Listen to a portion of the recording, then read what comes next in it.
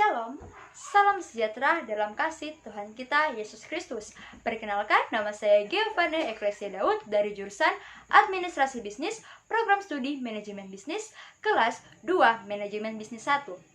Pada saat ini, saya akan menjelaskan tentang apa itu iptek, hubungannya dengan iman, beserta dampak positif dan negatif dari iptek. Yang pertama, saya akan menjelaskan tentang apa itu iptek.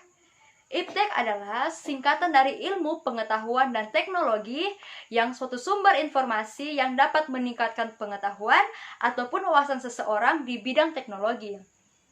Dapat juga dikatakan definisi iptek ialah merupakan segala sesuatu yang berhubungan dengan teknologi, baik itu penemuan yang terbaru, yang bersangkutan dengan teknologi, ataupun perkembangan di bidang teknologi itu sendiri.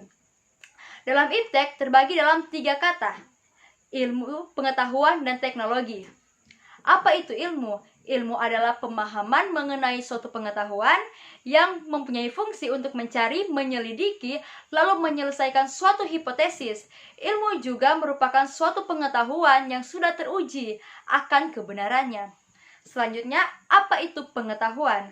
Pengetahuan adalah suatu yang diketahui ataupun yang disadari oleh seseorang yang didapat dari pengalamannya. Pengetahuannya juga tidak dapat dikatakan sebagai suatu kebenaran, karena kebenarannya belum tentu teruji. Pengetahuan juga muncul disebabkan karena seseorang menemukan sesuatu yang belum pernah dilihatnya. Kemudian teknologi. Apa itu teknologi? Teknologi adalah suatu penemuan melalui proses metode ilmiah untuk mencapai suatu tujuan yang maksimal, atau juga dapat diartikan sebagai sarana manusia untuk menyediakan berbagai kebutuhan ataupun mempermudah setiap aktivitas dari manusia. Setelah saya menjelaskan tentang apa itu iptek, saya akan menjelaskan tentang hubungannya dengan iman. Tapi kita harus mengetahui dulu apa itu iman. Iman adalah dasar dari segala sesuatu yang tidak kita harapkan dan bukti dari segala sesuatu yang tidak kita lihat, seperti dalam Ibrani 11 ayatnya yang pertama. Nah, dengan contoh, karena iman, Abraham taat ketika ia dipanggil untuk berangkat ke negeri yang akan diterimanya menjadi milik pusakanya.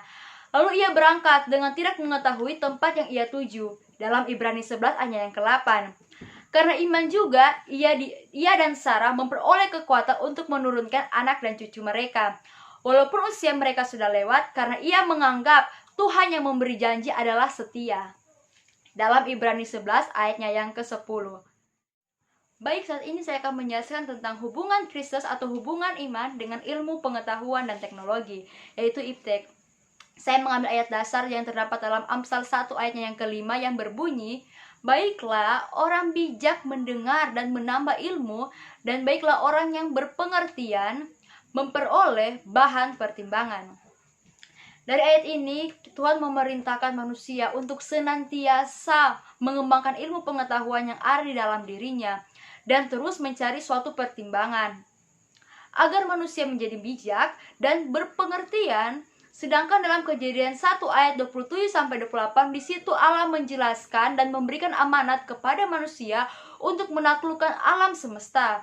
Untuk menaklukkan semuanya itu, manusia membutuhkan suatu pengetahuan dan teknologi. Kemajuan iptek bertujuan untuk mempermudah manusia dalam pekerjaannya. Tapi dalam kenyataannya, teknologi menimbulkan ketakutan, keresahan bagi kehidupan manusia. Contohnya handphone. Karena adanya kekhawatiran tentang penyalahgunaannya oleh orang yang tidak bertanggung jawab dalam menggunakannya dalam handphone. Dalam perkembangannya juga diharapkan dalam berbagai bidang dan pada semua aspek yang ada dalam kehidupan manusia, seperti yang kita ketahui saat ini. Semua orang dalam kehidupannya sehari-hari hampir tidak bisa terlepas dari yang namanya teknologi. Misalnya dalam handphone. Seorang anak yang pergi ke sekolah atau ke kampus harus senantiasa membawa handphone. Seorang dosen, guru, atau pegawai kantoran yang pergi ke tempat kerja, pergi ke kampus, sekolah, selalu tidak lupa membawa laptop, LCD, dan sebagainya. Setiap orang selalu berdampingan dengan handphone pada jam istirahat, selalu ditayangi tayangan-tayangan televisi yang menarik. Semua itu merupakan wujud dari perkembangan iptek yang dikerjakan atau dipakai oleh manusia di setiap harinya. Nah, apakah iman Kristen itu bertentangan dengan iptek? kita harus mengetahui sebagai orang yang percaya kepada Tuhan. Dan kita juga harus berpikir apakah orang Kristen harus menjadi orang yang anti teknologi? Di sini saya mengambil contoh, ada seorang pedagang. Ada seorang pedagang yang berkata, saya bekerja Senin sampai dengan Sabtu. Ketika saya bekerja, saya mengutamakan kepentingan pribadi saya, mengutamakan intelektual saya, dan melupakan iman. Akan tetapi, pada hari Minggu, saya melupakan semua pekerjaan saya dan saya memprioritaskan iman dalam beribadah. Tentu kita bertanya, apakah itu benar atau salah? Dalam sisi dunia, itu benar, karena seseorang yang datang ke gereja harus memprioritaskan diri dengan baik untuk mendapat menyembah Tuhan. Sedangkan saat ia bekerja, dia harus berfokus kepada apa yang ia kerjakan. Tapi dalam iman Kristen itu salah, karena kita sebagai manusia lebih banyak menghabiskan waktu dengan dunia ini. Sedangkan untuk datang ke gereja saja hanya 1 hari. Bagaimana kita bisa menyampur padukan, mempersatukan kedua ini tanpa harus membuat salah satunya menjadi seperti tidak terlalu penting. Bekerja tidak terlalu penting, yang penting iman saja. Atau iman tidak terlalu penting, yang penting bekerja salah. Itu salah. Tuhan memberikan manusia iman dan pengertian beserta hikmat. Artinya, manusia dapat bisa memposisikan dirinya sebagai seseorang yang bekerja, yang memprioritaskan Allah di dalam kehidupannya. Nah, itulah yang menjadi contoh yang saya ambil dari seorang yang bekerja, atau sebagai salah satu contoh dari pedagang yang berpikir apakah ia harus mementingkan iman atau mementingkan pekerjaannya. Dan selanjutnya, ada 2 prinsip bagaimana manusia dapat beriman teguh kepada Tuhan dan tidak mengesampingkan juga ilmu pengetahuan dan teknologi. Yang pertama, manusia harus takut kepada Tuhan, karena manusia yang takut akan Tuhan adalah orang yang berpengertian yang teguh di dalam iman. Seperti yang dikatakan di dalam Amsal yang pertama ayatnya yang ke-7b, di situ dikatakan bahwa takut akan Tuhan adalah permulaan pengetahuan. Jadi kita dapat bisa mengambil contoh bahwa ketika kita takut akan Tuhan, ketika kita beriman kepada Tuhan, ketika kita tidak mengesampingkan Tuhan untuk setiap profesi, pekerjaan, apapun yang kita lakukan, Tuhan akan memberikan kepada kita, kepada saya, kepada kita semua pengetahuan yang lebih dari kemampuan kita. Artinya apa? Tuhan mempercayakan sesuatu kepada kita asalkan kita menjadi umat Tuhan yang setia di dalam Tuhan. Kita menjadi orang yang ketika Tuhan memberi pengertian, memberi suatu pengetahuan yang lebih, kita tidak menjadi sombong, kita tidak menjadi angkuh, tetapi kita menjadi orang yang memiliki kasih. Artinya, kita dapat melihat teman di sebelah kanan, teman sebelah kiri yang membutuhkan mungkin pertolongan kita. Yang kedua, orang yang harus berpegang teguh di dalam Tuhan, dalam imannya kepada Tuhan dan tidak mengesampingkan iptek adalah orang yang selalu memiliki sifat diri yang tidak pernah tergoyahkan. Artinya, walaupun dunia ini menawarkan kehidupan kita, khususnya sebagai anak muda, berbagai rayuan mungkin, berbagai suatu sodoran-sodoran tentang dunia ini bahwa kesana itu lebih baik daripada ke situ. Bahkan kita tidak dapat membedakan mana yang baik dan mana yang buruk.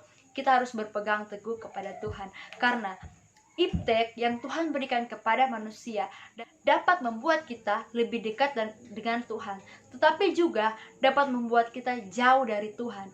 Jadi sebagai anak muda yang kreatif, anak muda yang memiliki inovatif, anak muda yang berintelektual, harus dapat membedakan mana hal-hal atau sodoran-sodoran yang baik kepada kita sebagai anak Tuhan, dan apa sodoran-sodoran yang buruk kepada kita tentang anak Tuhan, khususnya dalam penggunaan handphone. Karena seringkali yang kita ketahui, handphone merupakan suatu alat alternatif atau media alternatif yang memperluaskan sesuatu konten, apapun itu yang bersifat positif maupun yang bersifat negatif, kepada anak muda. Dan anak muda begitu banyak yang terjerumus ke dalam hal-hal itu.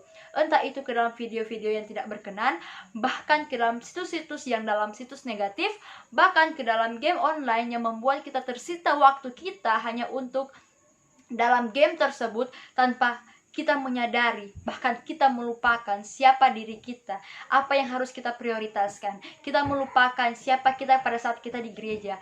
Seharusnya kita dalam gereja ada menyembah Tuhan, mendengar firman Tuhan, tapi kita hanya mementingkan gadget kita. Seharusnya kita di kampus mendengarkan materi dari guru, membuat PR, membuat pekerjaan atau tugas yang ada.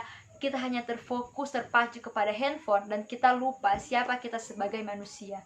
Itulah yang sebabnya kita harus mengetahui dan kita harus mengingat baik-baik dengan benar bagaimana iptek dapat mempengaruhi kehidupan anak muda dalam hal-hal positif maupun dalam hal-hal negatif. Baik, saat ini saya akan menjelaskan apa sih dampak-dampak negatif dan dampak-dampak positif dari penggunaan handphone secara berlebihan, yang merupakan salah satu contoh alat iptek yang Tuhan sediakan kepada kita.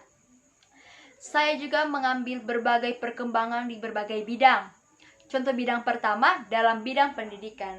Dalam bidang pendidikan, dampak positif dari gadget atau handphone yang pertama, munculnya media-media massa atau media elektronik yang sebagai sumber ilmu atau ilmu pendidikan. Yang kedua, munculnya metode pendidikan atau pembelajaran yang baru yang memudahkan dosen dan mahasiswa dalam pembelajaran. Yang ketiga, sistem pembelajaran tidak harus melalui tatap muka. Yang keempat, adanya sistem pengelolaan data hasil penelitian yang membuat atau pemuatan teknologi. Yang kelima, pemenuhan akan fasilitas pendidikan akan dapat dipenuhi dengan tepat atau dengan cepat. Akan tetapi dampak negatif dari penggunaan handphone dalam bidang pendidikan, yang pertama, mahasiswa akan menjadi malas belajar. Yang kedua, terjadinya pelanggaran asusila. Yang ketiga, penyalahgunaan pengetahuan untuk penyalahgunaan tindak kriminal yang ada. Yang kedua, dalam bidang informasi dan komunikasi. Dampak positif dari penggunaan handphone dalam bidang informasi dan komunikasi, yang pertama, informasi akan lebih cepat tersebar dan akurat. Yang kedua, berkomunikasi jarak jauh akan terasa lebih mudah dan dengan waktu yang sama dan praktis. Yang ketiga, dapat mencari dan mendapatkan informasi dengan cepat. Yang keempat, adanya diskusi online. Yang kelima, dapat melaksanakan transaksi dengan online atau secara cepat. Dampak negatif juga dalam bidang ini, yang pertama, informasi akan menjadi lebih kelebihan. Yang kedua, hilangnya dan turunnya suatu penghargaan. Tiganya, loss of privacy, artinya hilangnya privasi. Selanjutnya, yang ketiga, saya mengambil contoh juga di bidang ekonomi dan industri. Apa sih dampak positif dari penggunaan handphone di bidang ini? Yang pertama, peningkatannya kualitasnya produk yang disebarluaskan dalam media. Yang kedua, dapat meningkatkan kuantitas suatu produk. Yang ketiga, produksi barang semakin cepat dan benar. Yang keempat, fasilitas ekonomi dapat dilakukan dengan mudah dan cepat. Yang kelima juga, tidak perlu melakukan ke bank untuk melaksanakan transfer. Dan yang kelima, menuntut pekerja menjadi seorang yang memiliki skill dan kemampuan.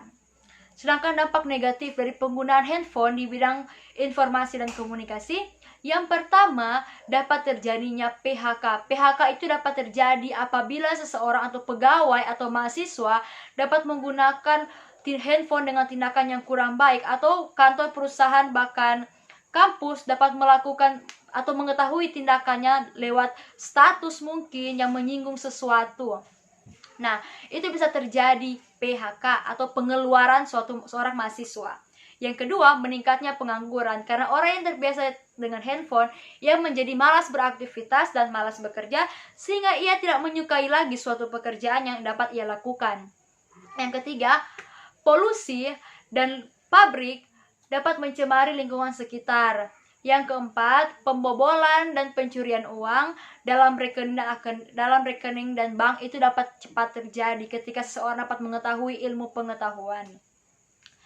Selanjutnya, saya mengambil contoh juga dalam bidang sosial dan budaya. Apa sih yang harus kita ketahui dampak positif dari penggunaan handphone di bidang sosial budaya ini? Yang pertama, adanya seseorang atau pribadi yang memiliki rasa yang lebih baik lagi. Yang kedua, seseorang juga dapat lebih mudah bersosialisasi dengan komunikasi dengan orang-orang sekitar dengan media. Yang ketiga, masyarakat juga lebih mudah mengetahui apa yang terjadi, apa yang harus masyarakat lakukan dalam suatu daerah. dengan cepat dan akurat tanpa harus memperlambat waktu. Sedangkan dampak negatifnya adalah sikap individualisme atau sikap tersendiri bagi seseorang yang ia sering malas bergaul ketika ia memiliki handphone. Yang kedua, munculnya kemerosotan moral. Yang ketiga, kurangnya sikap bergotong royong. Keempat, pola interaksi antara manusia berubah. Dan yang kelima, terjadinya kesenjangan sosial karena orang terlalu memprioritaskan handphone. Jadi secara umum yang dapat kita simpulkan dari dampak-dampak yang sudah ada di atas yang sudah saya jelaskan tadi, yaitu dampak positif dan negatif. Dalam sisi negatifnya, secara umum handphone dapat merusak moral, di mana handphone dapat menjadi media iptek yang dapat mempengaruhi moral manusia atau seseorang atau konten-konten yang berbau negatif atau khususnya kepada kalangan mahasiswa. Yang kedua, dapat menimbulkan suatu perkembangan yang lebih besar dan pemanfaatannya memiliki suatu kesalahan atau orang-orang yang tidak bertanggung jawab yang melakukannya. Dan yang ketiga, dapat membuat orang semakin malas karena iptek memiliki tujuan untuk mempermudah memanjakan diri manusia atau khususnya di kalangan anak muda yang sering terjadi. Jadi anak muda akan sering terjadi kemalasan ketika dia bekerja karena dia sering menggunakan iptek atau handphone. Dalam sisi positifnya juga, dalam meringankan setiap masalah yang dihadapi oleh manusia. Yang kedua, dapat mempermudah segala sesuatu. Yang ketiga, dapat mengurangi pemakaian bahan-bahan alami yang semakin kesini semakin langka. Yang keempat, iptek juga dapat membawa manusia ke arah yang lebih baik. Jadi yang dapat kita ambil pelajarannya dari apa sih itu perkembangan iptek, apa hubungannya dengan iman, bahkan dampak-dampak negatif dan positif yang sudah saya jelaskan tadi. Karena saya mengambil contoh juga yaitu handphone kepada kalangan khususnya anak muda.